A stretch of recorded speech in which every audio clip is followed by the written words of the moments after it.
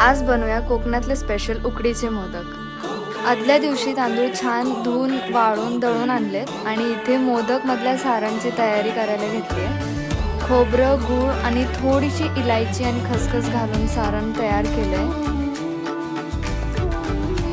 इथे पाण्यात तूप घातलंय आणि त्या पाण्याला उकळी आणून दिली आहे। उकळी आणल्यानंतर त्याचं तांदळाचं पीठ घालून त्याला छान मळून घ्यायचंय।